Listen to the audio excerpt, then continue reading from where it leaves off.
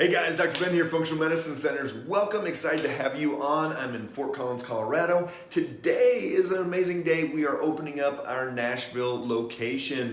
Day one, gonna help lots of people in the Tennessee, Kentucky, southeast region of the United States. We have our Phoenix, Arizona location as well, and we love helping people all over the country. Today, I'm gonna talk about the thyroid and some of the main causes of low thyroid, so hypothyroid, and then some things that you can do about it because this is very, very prevalent. There are tens of millions of people in this country that are dealing with hypothyroid and are on some type of thyroid medication. So pop down below if you guys are watching from anywhere exciting around the country, around the world, and even if it's not that exciting, go ahead and pop that down below. And then if you're dealing with any thyroid issues as well, it is very prevalent.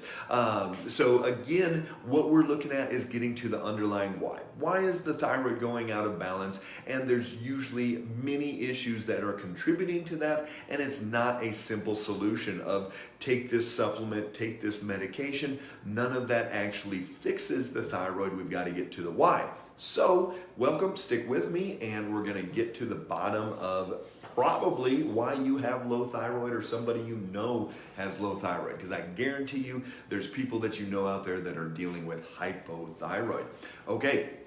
So if you've got questions, pop those down below as well. Number one reason that we see people have hypothyroid is what is called Hashimotos. Give me a thumbs up if you guys have heard of Hashimotos, if you've got Hashimotos, have read about that anywhere, but it is very prevalent. The research shows upwards of 80% of the people that have hypothyroid are dealing with Hashimotos. This is autoimmune to the thyroid. Now, tell me this, how many types of Hashimotos are there? There are two types, and a lot of you may not have realized that, is that there's one that's attacking the thyroid, so the autoimmune that's attacking the thyroid, and then two that is attacking the bus. Let me know if you guys know which one you have, or if you don't know, put a question mark down there, and I'll tell you how you can figure out which types of Hashimotos that you have. So Hashimoto's,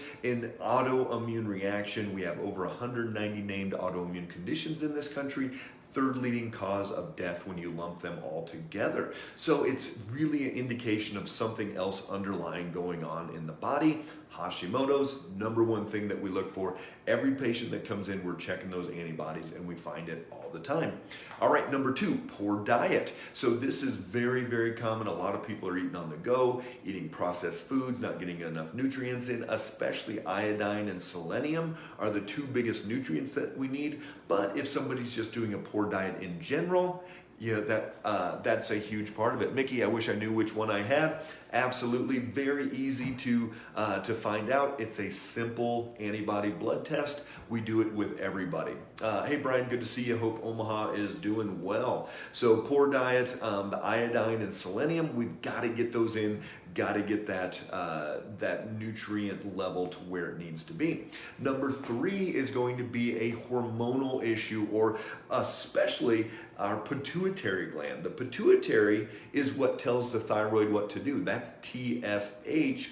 It also tells the adrenals what to do, our stress glands, and tells the female hormonal system what to do, estrogens, progesterones, those type of things. So the pituitary gland, if we are under chronic hormonal flux and having babies and going on birth control and stress and all these different things, the pituitary gland gets tired and isn't able to stimulate and communicate like it's supposed to. So Hashimoto's, poor diet, and then the pituitary. And so you need to look at your TSH, but not just from a thyroid perspective, but from a pituitary perspective. Number four is going to be leaky gut. So leaky gut, very, very prevalent. Give me a thumbs up. Any of you guys out there ever worked on your own leaky gut? It's very, very common. A lot of people are dealing with that intestinal lining issue. And so that small intestine is allowing things into the bloodstream too soon. That could be foods, that could be pathogens.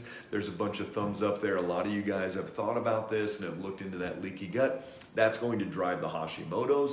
That's going to drive inflammatory processes and just not be able to absorb the nutrients like we need to when we're talking about the iodine and selenium. So working on that gut lining, 99% of the people with low thyroid need to work on their leaky gut. Number 5 is going to be genetics. This one kind of stinks because you can't do a whole lot about genetics, but we see it all the time. Grandma's got thyroid issues, mom's got thyroid issues, granddaughter's got thyroid issues. It's just very prevalent in some families. That means all of these other things just have to be working that much better. Somebody with breast cancer genetics does not have to have breast cancer. So we can go through and get this body healed up as much as possible so that we don't have to express those genetics.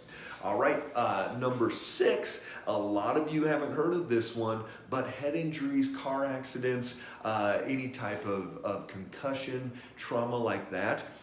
30% of the people that get a head injury develop some type of endocrine disruption.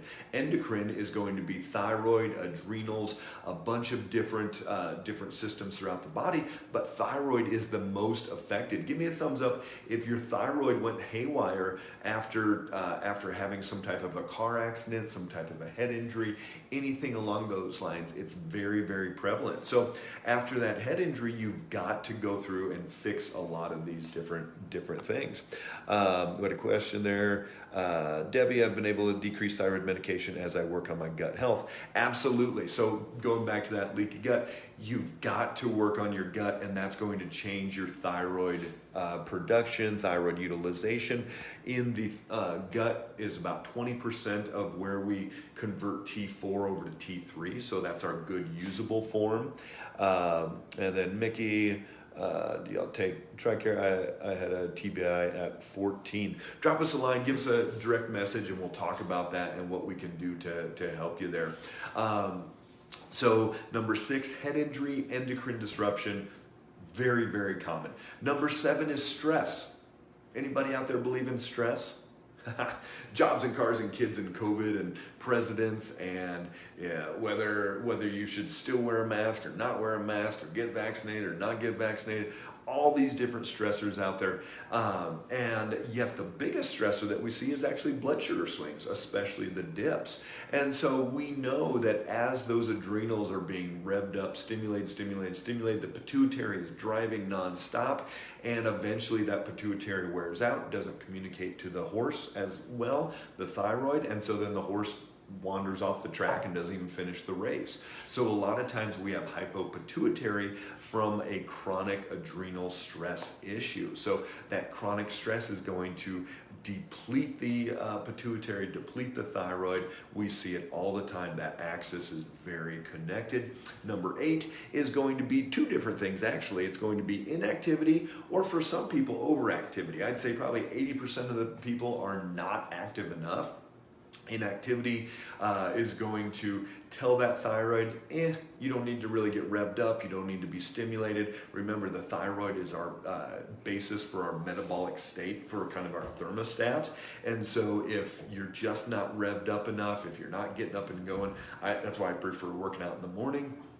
Get that metabolism going for the rest of the day. But here's the other one, is that about 20% of people, they are working out, but they're probably working out too much, and that they're overstimulating those adrenals and the pituitary and the testosterone and growth hormone and all these things, and they're actually depleting those systems and causing more problems, more strain onto the thyroid. So it's a fine line. We've talked about this before. You've got inactivity, but then you've got overactivity, and there's that sweet spot where, man, I feel good all day long, I've got the energy, I've got brain focus, my mind isn't foggy, all those things, and you're going to be able to stabilize that strength all day long. So let's recap. Hashi's, autoimmune to the thyroid. Got to figure out which one it is, to the thyroid or to the bus transporting those hormones.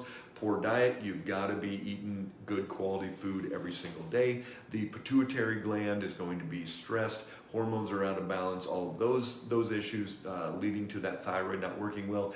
Leaky gut. Got to fix that gut lining. Genetics, some people just have a higher rate of thyroid. You better work really hard on everything else. Head injury, one that a lot of people haven't heard of. In at least 30% of the people that get head injuries, they get endocrine disruption, and that's usually thyroid.